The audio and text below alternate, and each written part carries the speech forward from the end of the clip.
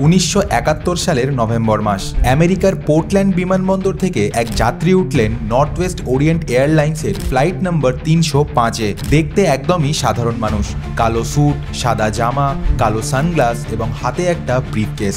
তাকে দেখে কেউ বুঝতেই পারেনি যে তার হাতের ওই ব্রিফকেসে লুকিয়ে আছে ইতিহাসের সবচেয়ে বৃহত্তম বিমান হাইজ্যাক। ফ্লাইটটা আকাশে উঠতেই তিনি ধীর স্থির ভঙ্গিতে এক এয়ার হোস্টেসের হাতে একটি কাগজ দিয়ে বললেন, আমার কাছে আছে, তাই তোমার উচিত এই কাগজটিকে মনোযোগ দিয়ে পড়া। লোকটির কণ্ঠে কোনো রকম ক্রোধ নেই, চিৎকার নেই এবং তিনি ঠান্ডা মাথায় দাবি করলেন নগদ $2 লক্ষ এবং 4টে প্যারাশুট। বিমানের প্রতিটি মানুষ যেন তখন মৃত্যুর ছোঁয়ায় দাঁড়িয়ে। কিন্তু আশ্চর্যের বিষয় হলো তিনি কাউকেই আঘাত করেননি, কাউকে গালিও দেননি।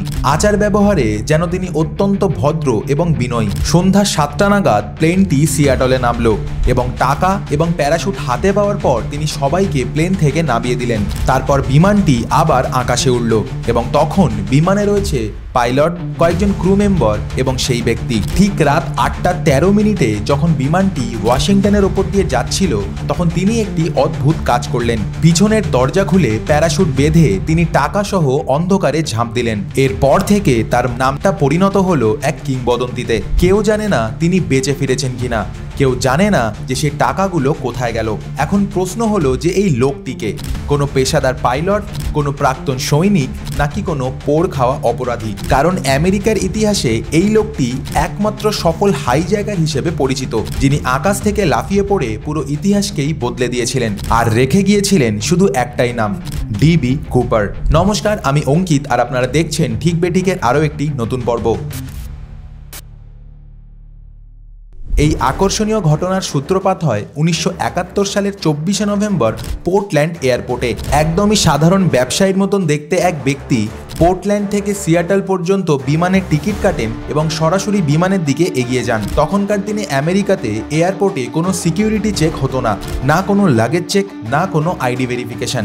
বিমানটি ছিল নর্থ ওয়েস্ট ওরিয়েন্ট এয়ারলাইন্সের বোয়িং 727, যার গন্তব্যে পৌঁছাতে সময় লাগার কথা ছিল মাত্র 45 মিনিট। সানগ্লাস পরা এবং হাতে একটি ব্রিফকেস নিয়ে সেই যাত্রী ডিবি কুপার বিমানে উঠলেন এবং শেষ সারির একটি সিটে গিয়ে বসে পড়লেন। তিনি নিজের জন্য একটি ড্রিঙ্কস অর্ডার করলেন এবং ধূমপান করতে শুরু করলেন, কারণ সেই সময় অর্থাৎ 70-এর দশকে বিমানে ধূমপান করা একদমই সাধারণ ব্যাপার ছিল। দুপুর ঠিক 2:58 বিমানটি টেক অফ করে। বিমানটি আকাশে উঠতেই ডিবি কুপার পিছন দিকে ফিরে একজন এয়ার হোস্টেস ফ্লোরেন্স চ্যাপনারকে নিজের কাছে ডাকেন এবং হাসি মুখে তার হাতে একটি কাগজ দেন। ফ্লোরেন্স যখন কাগজটি খুলে পড়ল তখন যেন তার পায়ের তলার মাটি সরে গেল। সেখানে লেখা ছিল, আমি আমার সাথে নিয়ে এসেছি, আপনি দয়া করে আমার পাশে এসে বসুন। তখন ফ্লোরেন্স অবাক হয়ে তার পাশে এসে বসলো। কুপার তখন ধীরে ধীরে নিজের ব্রিফকেসটা খুলল, যার ভিতরে ছিল একটি ডিনামাইটের লাঠি এবং একটি ডিটোনেটর। অর্থাৎ বিমানটি এখন হাইজ্যাক হয়ে গেছে। ডিবি কুপার 3টি দাবি করলেন। 1, তাকে বিকেল 5টার মধ্যে নগদ $2 লক্ষ দিতে হবে। 2, তাকে প্যারাশুট দিতে হবে এবং 3, সিয়াটল বিমানবন্দরে একটি রিফিউলিং ট্রাক প্রস্তুত রাখতে হবে। শেষে সে ফ্লোরেন্সকে মৃদু স্বরে বলে, যদি কেউ কোনো রকম কোনো চালাকি করে তাহলে আমি ফাটিয়ে দেব। বিমানে তখন কুপার ছাড়া আরো 35 জন যাত্রী ছিল, যাদের মধ্যে কেউই জানতো না যে তাদের বিমানটি ইতিমধ্যেই হাইজ্যাক হয়ে গেছে। ফ্লোরেন্স তখন দ্রুত ককপিটে গিয়ে ক্যাপ্টেনকে সবকিছু জানালো। আরেকজন এয়ার হোস্টেস টিনা ম্যাকলো তখন কুপারের পাশে বসে ইন্টারকমের মাধ্যমে পাইলটদের সঙ্গে যোগাযোগ রাখছিল। এটা ছিল আমেরিকার ইতিহাসে প্রথম প্লেন হাইজ্যাক, যা কিনা মুক্তিপণের জন্য করা হয়েছিল। তাই স্থানীয় কর্তৃপক্ষ ও FBI সিদ্ধান্ত নিল যে কুপারের সব দাবি মেনে নেওয়া হবে, কারণ তারা ভেবেছিল যে ডিবি কুপার পালিয়ে বেশি দূর যেতে পারবে না। 45 মিনিটে সিয়াটলে পৌঁছানোর কথা ছিল যে ফ্লাইটটির, সেটি এখন 1.5 ঘন্টা ধরে আকাশেই উঠছে। আর যাত্রীদের জানানো হয় যে টেকনিক্যাল সমস্যার কারণে ল্যান্ডিং করতে দেরি হচ্ছে। ইতিমধ্যেই সিয়াটল ন্যাশনাল ব্যাংক থেকে $20 10,000টি নোট জোগাড় করা হয় এবং এই প্রত্যেকটি নোটের সিরিয়াল নাম্বার লিখে রাখা হয় এবং একটি নিকটবর্তী স্কাই ডাইভিং ক্লাব থেকে 2টি প্যারাশুটও নিয়ে আসা হয়। সন্ধে 5:45 বিমানটি সিয়াটলে ল্যান্ড করলো। তখন তখন কুপারের হাতে দেওয়া হয় নগদ টাকার ব্যাগ এবং 2টি প্যারাশুট। বিমানটি যখন রিফিউলিং করতে শুরু করলো তখন কুপার 35 জন যাত্রী এবং 2 জন এয়ার হোস্টেসকে নেমে যেতে বলল, কিন্তু পাইলট এবং 2 জন ক্রু মেম্বারকে প্লেনেই থাকতে বলল।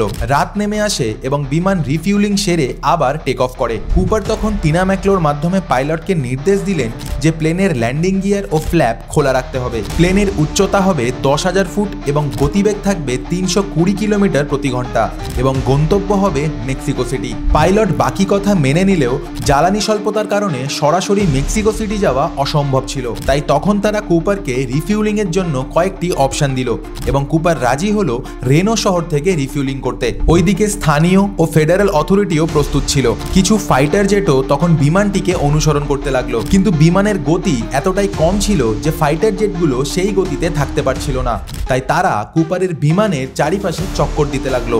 অন্ধকার রাতে যখন বিমানটি রেনো শহরের দিকে যাচ্ছিল তখন কুপার টিনাকে ককপিটে যেতে বলল। ককপিটে তখন 2 জন পাইলট ও 1 জন ক্রু মেম্বার ছিল। টিনা যখন ককপিটের দরজা বন্ধ করার জন্য শেষবারের মতন ঘুরলো তখন সে দেখলো যে কুপার নিজের কোমরে কিছু একটা বেঁধে নিচ্ছে। তারপর কুপার বিমানের পেছনের দরজা খুললো এবং অন্ধকার আকাশে লাফিয়ে পড়ল। এরপরে ঠিক কি ঘটেছিল গত 50 বছর ধরে সেটি আজও একটি রহস্য। প্রায় 3 ঘন্টা পরে বিমানটি রেনো শহরে ল্যান্ড করলো। তারপর পুরো বিমানটি ভালোভাবে তল্লাশি করা হলো, কিন্তু বিমানে না কোনো মৃতদেহ পাওয়া গেল এবং না কোনো এমনকি ডিবি কুপারের কোনো চিহ্নই নেই। এই ঘটনার পর ডিবি কুপার যেন পৃথিবী থেকেই হারিয়ে গেল, না জীবিত না মৃত, কেউ জানেই না সে কোথায় গেল। শেষ পর্যন্ত ডিবি কুপার কে ছিল এবং সে কিভাবে আমেরিকার চোখে ধুলো দিল এই প্রশ্নের উত্তর আজও অজানা। FBI এর ইতিহাসে এটি এমন একটি মামলা যা আজও বন্ধ হয়নি। কেউ কুপারকে বিমান থেকে লাফ দিতে দেখেনি, কিন্তু বিমানের পেছনের সিঁড়ি খোলা থাকায় এটা নিশ্চিতভাবে বোঝা যাচ্ছিল যে সে সিয়াটল ও রেনোর মাঝেই কোথাও লাফ দিয়েছিল। FBI সঙ্গে সঙ্গেই তদন্ত শুরু করলো এবং তারা বিমানের প্রতিটি কণা খুঁজে দেখলো, কিন্তু দুঃখজনকভাবে তারা পেল শুধুমাত্র একটি টাই, কয়েকটি সিগারেটের ছাই এবং 2টি প্যারাশুটের মধ্যে একটি, যা কিনা কুপার রেখে গিয়েছিল। কারুর কাছেই ডিবি কুপারের কোনো ছবি ছিল না। তাই সমস্ত যাত্রী এবং বিমান কর্মীদের ইন্টারভিউ নেওয়া হয় এবং তার ভিত্তিতেই ডিবি কুপারের একটি স্কেচ তৈরি করা হয়। কিন্তু তদন্ত শুরু করার আগেই FBI বুঝতে পারলো যে তাদের প্রথম কাজ হলো যে ডিবি কুপার ঠিক কোন জায়গায় বিমান থেকে লাফ দিয়েছে তা বের করা। এটা বের করা খুব একটা কঠিন ছিল না, কারণ সেই সময় বিমানের অটো পাইলট মোড অন ছিল, অর্থাৎ বিমানের উচ্চতা, দিক এবং গতি সবকিছুই রেকর্ড করা হচ্ছিল। ফ্লাইট রাডার দেখায় রাত 8:10 বিমানের সিঁড়ি খোলা হয়েছিল। এই তথ্যের ভিত্তিতে FBI একটি সম্ভাব্য ড্রপ জোন নির্ধারণ করলো, প্রায় 45 বর্গ কিলোমিটার এলাকা, যা ঘন বন এবং পাহাড়ে ঘেরা ছিল। গ্রাউন্ড সার্চ টিম এবং এয়ার সার্চ টিম এই 2 দলই এই পুরো এলাকা চষে ফেললো, কিন্তু কোথাও কুপারের একটি চিহ্ন পাওয়া গেল না, না তার দেহ, না টাকার ব্যাগ, না ব্রিফকেস। সেই সময় শীত এতটাই তীব্র ছিল যে সবাই ধরেই নিল যে ডিবি কুপার আর বেঁচে নেই। কিন্তু এরপরে যা ঘটলো তা FBI এর কল্পনাও ছাড়িয়ে গেল। রহস্য আরও ঘনীভূত হলো। আমেরিকার ইতিহাসে প্রথমবারের মতো FBI জনসাধারণের সাহায্য চাইল। ডিবি কুপারের স্কেচ এবং $2 লক্ষ প্রত্যেকটি নোটের সিরিয়াল নাম্বার পত্রিকায় প্রকাশ করা হলো। এমনকি এও ঘোষণা করা হলো যে ডিবি কুপার সম্পর্কে কোনো রকম তথ্য দিতে পারবে তাকে পুরস্কার দেওয়া হবে, কারণ তাদের ধারণা ছিল যে যদি কুপার বেঁচে থাকে তাহলে সে নিশ্চয়ই সেই টাকাগুলো কোথাও না কোথাও খরচ করবে। কিন্তু আশ্চর্যের বিষয়, এই সিরিয়াল নাম্বারের একটিও নোট আর কখনো কোথাও দেখাই যায়নি। কিন্তু এই ঘটনা এখানেই শেষ হয়নি।